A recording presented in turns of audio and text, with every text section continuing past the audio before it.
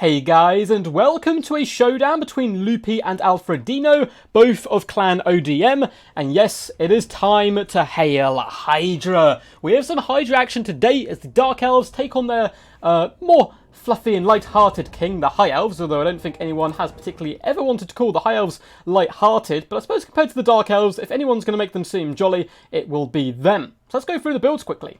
For the forces of the Dark Elves, we do have bleak swords dotted along the front line, relatively cheap troops who are quite happy to be here to slaughter their elvish kin. We do have Scourge Runner chariots. These guys have been dominant in the Dark Elf meta for quite some time, and once again, this is a matchup where I think they can certainly be rather solid.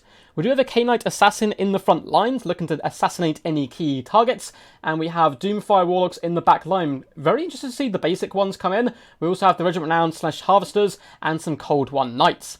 In the central pocket of the build, we have Malekith riding his mighty beast to war, coming in with Gaze of Malice, as well as, of course, Soul Stealer. And he's quite fun on his Raptor. He can certainly do a decent amount of work. And then we have the boy, the real reason we're all here today. Hail HYDRA, the Chill of Sontar is here and ready for war. A menacing beast indeed. So quite a fun Dark Elf build. And it is going to be coming up against a pretty damn experienced player in Alfredino. It's going to be a tough fight, though Lupi is also obviously a top-tier competitive warrior. We have Silver and Guard in the front line for the High Elves, which is a nice pick. They should be able to beat back the Bleak Swords rather effectively, and duel relatively comfortably as well up against the enemy cavalry contingent. With a Major Fire who's just overcast, actually miscast a little bit themselves. The Everqueen's Court Guard is going to be in the central pocket of this formation, alongside Lothran Seaguard, and flanked by a couple units of Rangers. We do have Illyrian Reavers in the back line, and some more Spearmen protecting Double Eagle Claw Bolt Thrower. The Major Fire is coming in with Fireball and Burning Head, and we actually have Tyrion on horseback. Tyrion is a really underrated character. We don't get to see him terribly often in competitive play, but he's actually very good, a real solid duelist, and he'll certainly be able to go toe-to-toe quite comfortably up against Malekith in one-on-one combat. The Squadron Chariots do eat that fireball to the face. They're also taking bolts and Everqueen Court Guard fire, but somehow, by some miracle, actually managed to keep all of their models, which is rather impressive. A big fat Gaze of Malice does go down on the Everqueen's Court Guard, which of course is going to be a good target for that spell, followed up by a Soul Stealer. Seems like Malekith really does not like these guys being here and alive. The Mage almost escapes, and just about gets caught, turning that Soul Stealer even more nasty. Big Brief attack comes down. Oh my god, the HYDRA eviscerating the Everqueen's Court Guard in a chillish doom. Rangers going to put forward. They should be able to deal relatively effectively with the Bleak Swords. Silver Guard are holding back the Bleak Swords really well, and Tyrion is beeline for Malekith. We're going to see a Burning Head come down the line. The Bleak Swords do react and actually manage to pull back. Silver Guard taking a bit of the friendly fire, but not too much here, and the Bleak Swords do take the worst of it, and the second unit as well. Oh no, they're getting singed. That was a good cast, but I didn't quite catch that second unit as bad as I thought it would. Chill of Sontar is here to support Malekith, which is certainly going to be needed. Assassin's Trophy is being popped on Tyrion, and he's going to want to pull out of this engagement as quickly as possible. Sunfang going down on the Bleak Swords should eviscerate them into puffs of blood and smoke. And oh my god, yeah, that was some huge burst damage. The Cold Knights are being forced off as well by the pressure of the Everqueen's Court Guard. Chariots do manage to flood into the back line, but shatter almost instantly. Bolt throws both are still online due to some good play with these Illyrian Reavers to pin in the Doomfire Warlocks with the help of those Spearmen. Tyrion is in the danger zone though. Look how many debuffs he currently has on him. Soul Blight as well as Soul Stealer. He needs to escape this. He's done good damage to Malekith, but it's too much. The Assassin, Malekith, HYDRA Dream Team, the three heads of the HYDRA, doing some pretty good work. Tyrion is terrified and falling back. He may want to get a little bit lower though, so his Half Avalon does proc. Sisters continue to fire in onto the Slaanesha's Harvesters and do some pretty good burst damage, despite the fact they have lost a decent amount of models. Word of Pain popped to them to lower that accuracy by 30, but they seem absolutely fine to me shooting in. Squadron Chariots may be able to pressure the back line, but they're taking a lot of fire on the approach. Cold Knights have managed to penetrate, however. Tyrion has got his proc now. His heart proc has come down, so he's relatively healthy again, which is really good news for the High Elves. But he needs to return to the field, and it looks like he should be able to. Silver Guard are holding back the beasts and enemies, allowing the bolt fire to continue to fire in, which is a really good play here coming in by the High Elf player. Major Fire is desperately trying to counterpunch these Cold One Knights, but more Squadron Chariots are reaving into the back line. It looks like the bolt throws may eventually be getting shut down here. Illyrian Reavers last second counterpunch some Doomfire Warlocks, but they're heavily outnumbered, and the Spearmen are rushing back to try to protect the siege engines of the Elvish folk. More bolt shots are trying to focus down Malekith. Not a bad idea. The Chill of Sontar is simply going to heal up. So if you can assassinate Malekith, get on him with Tyrion, you stand a really good chance, although Assassin's Trophy has now been popped down. A big Frost Breath attack once again comes in. Not doing anywhere near as much damage as the first one, but still up to 82 kills. Not shabby whatsoever. And another beautiful Soul Stealer. It's such a powerful spell coming in. Healing up Malekith. And Tyrion can't fight him just yet. Wait for that Assassin's Trophies to come off. Then pop over here and get to stabbings. Silver and Guard there, 75, are waddling their way back after driving away the enemy. And there's a decent amount of high elf support which can come back. Snatcher's Harvesters, though, are also roaming here into the back line. And it looks like the Spearmen are giving up hope at the moment. But Tyrion, he's doing okay. Not too shabby health-wise at the moment. He's going to countercharge the Doomfire Warlocks. It seems like a massive Doombolt does come down from the skies, but Tyrion managed to evade the worst of the damage. Rangers are here for support, and Lothar and Seaguard are once again firing. Seems like they are currently shooting in to the Harvesters, though, trying to get them off the field. It may come down to Tyrion versus the world. Balance power is very heavy at the moment in the Dark Elf favour, but if Malekith dies, this battle certainly could switch, but I don't see what they have left to really counterpunch the Chill of Sontar, apart from the Eagleclaw Bolt Thrower, if it can get online and get protected, which is a big couple of ifs right there.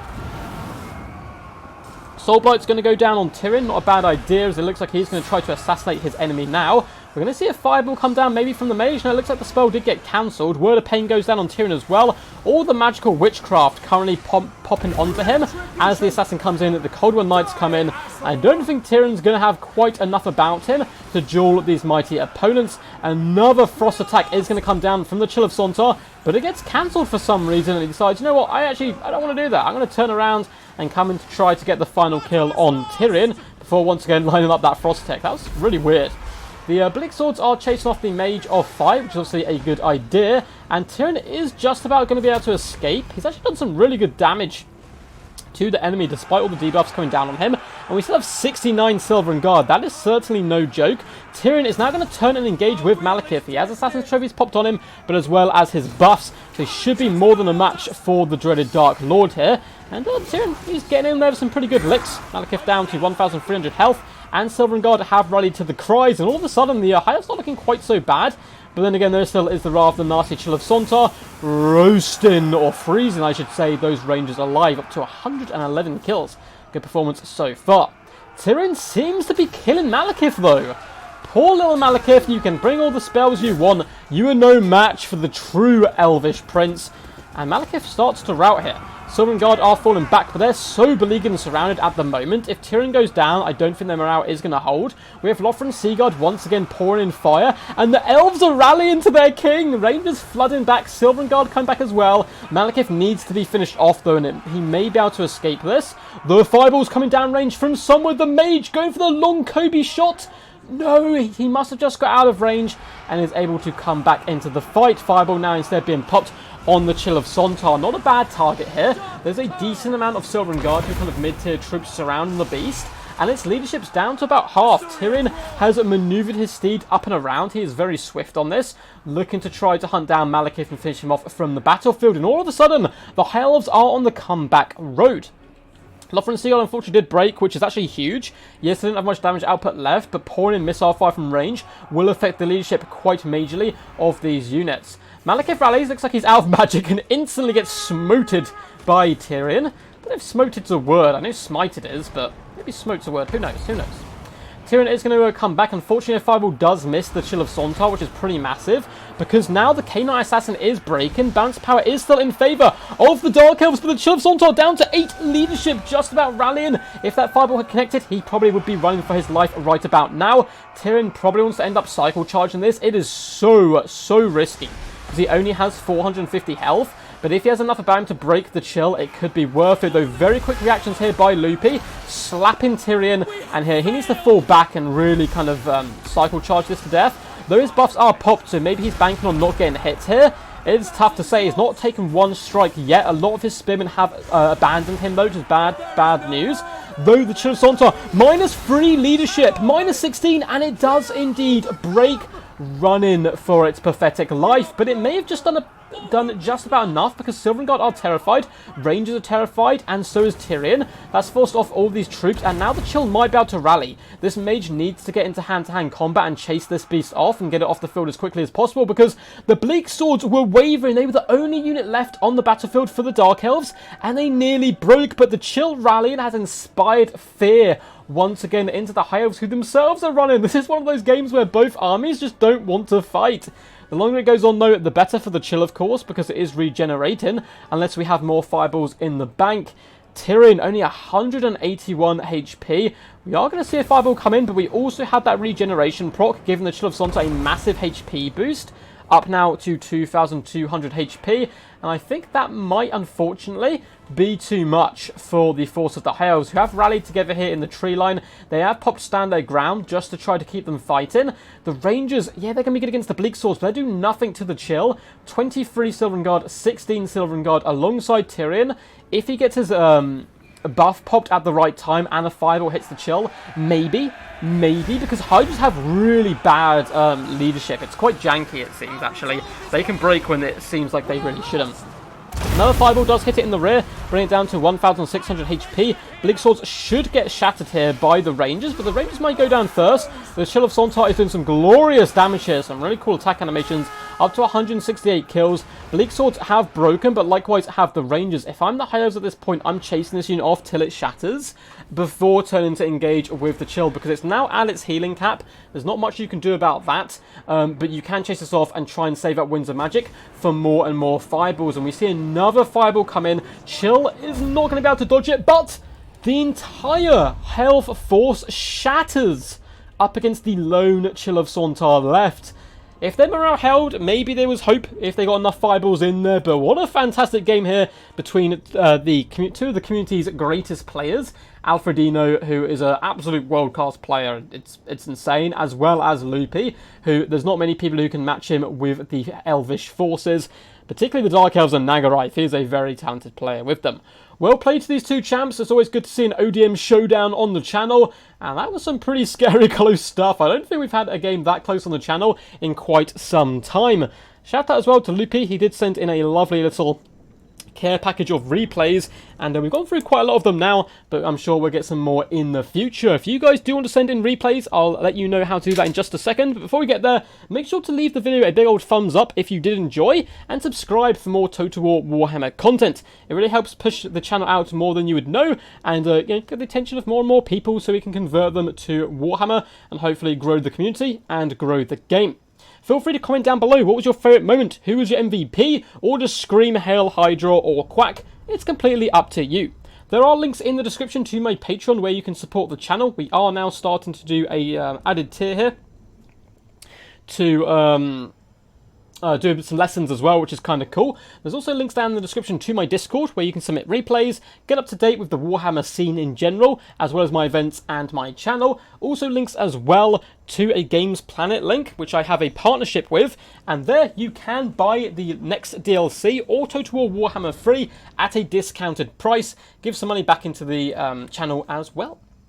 But anyway, on to the glorious stuff. The damage dealt, damage value. How did it go? Well, Malekith, 2.4k damage value, certainly did a good job. Was out-dueled by his, I would argue, slightly cooler brother. I think Tyrion's a little bit more badass than Malekith in general. Malekith's just, he's a little bit edgy, a little bit whiny. Still did some good work, and those Soul Sealers were disgusting. 1,100 damage value on the Canine Assassin is good work. Bleak Swords did, okay. Kind of got ran out up against more elite infantry and ran over a little bit as well by Tyrion and some really well-placed Burning Heads and Sunfangs. 1.6k though on the Cold War Knights is pretty impressive. The Harvesters didn't fare too well, only 533 damage value, 1.3 on the basic unit, but they did a good job at harassing the enemy back line and shutting down those bolt throwers, which enabled the Hydra to carry in the end. As for the Squadron of Chariots, 664 and 525 damage value isn't amazing, but again, that backline harass was huge. The Hydra, the champion the people never knew they needed, 2.6k damage value carrying in the end there. Well played to Alfredino though, put up a really solid performance. Tyrion, 2,733 damage value, glorious work there. Who actually performed who? It looks like Tyrion did do better. The Major Fire nearly actually clutched it at the end there. 1,400 damage value. Not being able to catch the Hydra, though, when it started to rout, did end up costing the Elves the game, because if they forced that off, the Bleak Swords would have wavered and break as soon as it did leave the battlefield. But it's a little bit unfortunate, but still very close. 600 damage value on the Spearman, Rangers 969, 451. Silver and Guard performed really well there, being a stable central kind of pocket and anvil for the High Elf forces. 1.5 damage value, 477, 300, 650. So a bit of a mixed bag actually, but some of them performing really well. Lothar and Seaguard an impressive 882. Unfortunately, the Everqueen's Court Guard got shut down really quickly and effectively by Loopy. Despite this, still got 1.2k damage value. So Loopy clearly identified these guys as the biggest threat to his build, which they certainly were, and put all his effort into bringing them down, which was very much needed. The Illian Reavers did a good job protecting the back line, and bolt throws 649 and 1,113 damage value. Pretty impressive stuff. Hope you guys enjoyed this one. Until next time, peace, peace. And as always, stay awesome.